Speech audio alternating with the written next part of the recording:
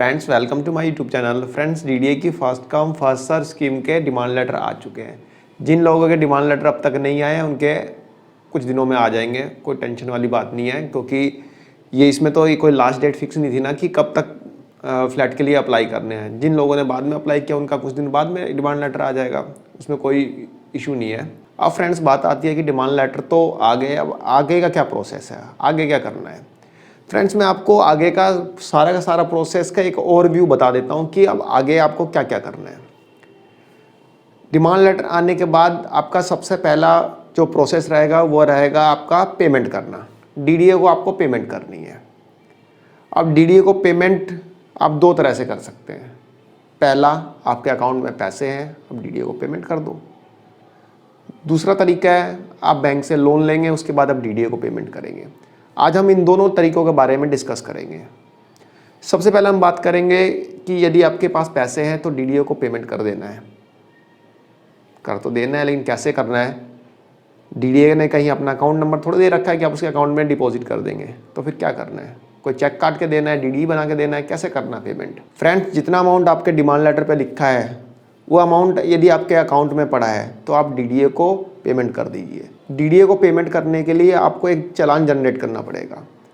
अपने डीडीए के पोर्टल पे लॉगिन करके वहाँ पे आपको एक चालान जनरेट करना है, उस अमाउंट का चालान जनरेट करना है जो कि आप पेमेंट करेंगे। यानी कि जितना अमाउंट आपके डिमांड लेटर पे लिखा है, सपोज डेट किसी के डिमांड लेटर पे लिखा है 11,25,000 रुपये, तो 11,25,000 का एक चालान जनरेट करना है। उस चालान के अगेंस्ट में ही आपको पेमेंट करनी होगी।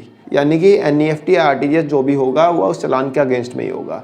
उस चालान पे ही डीडीए का अकाउंट नंबर वगैरह सारी चीज़ें वहाँ पे लिखी होगी।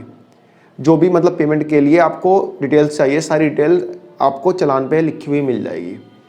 अब इस चालान को आप प्रिंट आउट निकाल लेंगे। प्रिंट आउट निकाल के आप अपने बैंक के थ्रू भी इसकी पेमेंट करा सकते हैं। यानी अपने बैंकर्स के पास जाएंगे, वहाँ पे आप एनईएफटी या आरटीजीएस का जो भी आप करना चाहें उसका फॉर्म भरेंगे और एनईएफटी या आरटीजीएस करा सकते हैं आप डीडीए के फेवर में। यानी डीडीए के अकाउंट में सीधा पैसा ट्रांसफ़र हो जाएगा, जो कि 2-4 दिन में आपके पोर्टल पे अपडेट भी हो जाएगा।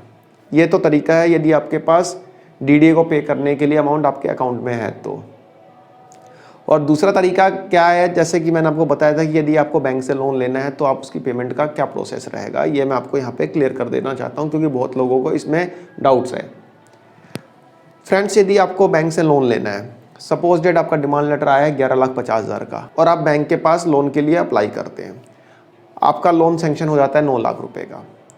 9 लाख रुपए का लोन सेंक्शन हुआ या फिर 10 लाख रुपए का लोन सेंक्शन हुआ, जो भी अमाउंट का आपका लोन सेंक्शन होता है, तो जितना अमाउंट का लोन सेंक्शन होगा तो बैंक आपको एक लोन सेंक्शन लेटर देगा।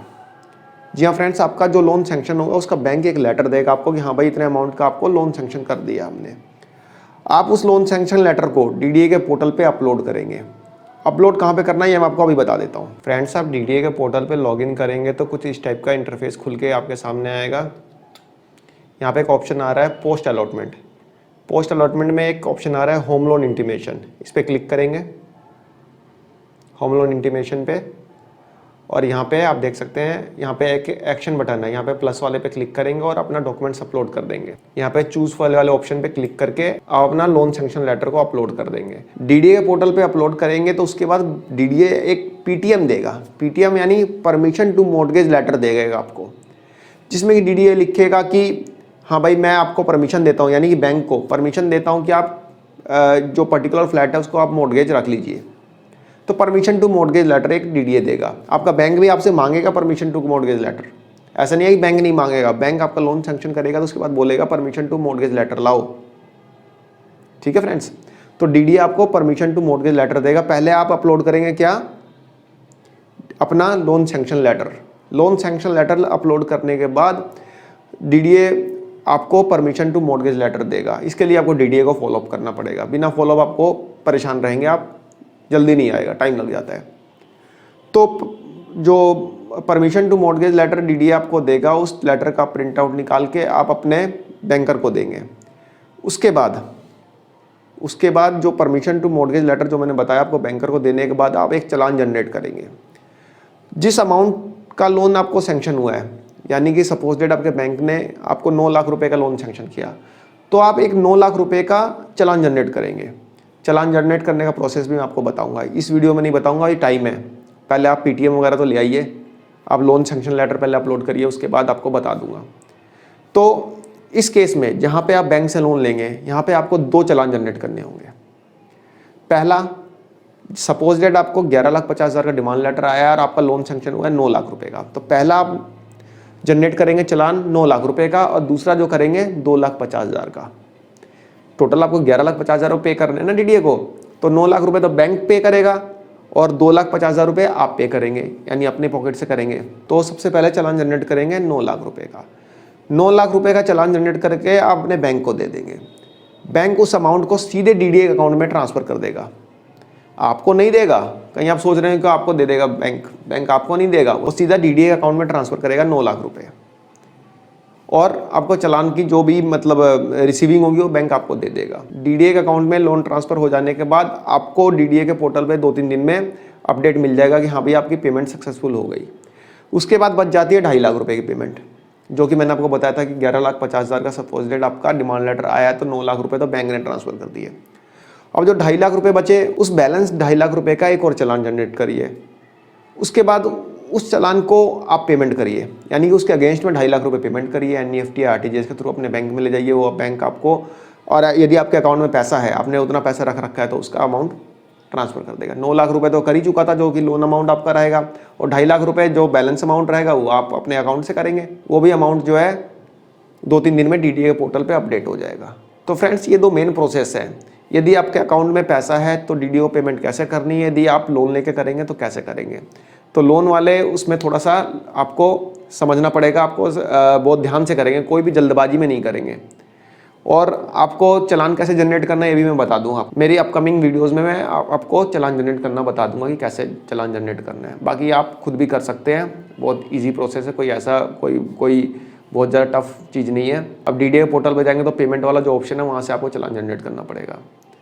तो फ्रेंड्स, जब आपका पेमेंट हो जाएगा, डीडीए को सारा पेमेंट हो जाएगा, जो भी डिमांड लेटर आया है उसके अगेंस्ट में आप कंप्लीट पेमेंट कर देंगे, तो उसके बाद आपको डॉक्यूमेंटेशन वाला जो पोर्शन है उसको कंप्लीट करना है। यानी कौन कौन से डॉक्यूमेंट्स लगेंगे, जो डॉक्यूमेंट्स आपको वहाँ पर अपलोड करने, जिसमें कुछ एफिडेविट्स रहेंगे, कुछ अंडरटेकिंग्स रहेंगी, कुछ आपका क्या नाम है, जो आप पेमेंट करेंगे बैंक्स के थ्रू, उसका चालान जनरेट करने, उसका जो चालान आप जनरेट करेंगे उसको अपलोड करना पड़ेगा।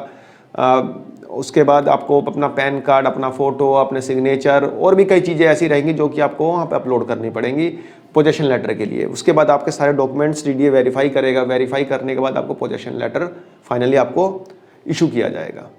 तो फ्रेंड्स, ये सारा प्रोसेस रहेगा, लेकिन सारा प्रोसेस का मैंने एक ओवरव्यू बता दिया कि फर्स्ट आपको क्या करना है। पहले आपको पेमेंट करनी है, पेमेंट करने के बाद आपको कैसे पेमेंट करनी है, अपने बैंक से करनी है या फिर लोन लेके करनी है, कैसे करेंगे, और लोन लेके करेंगे तो उसका क्या प्रोसेस रहेगा।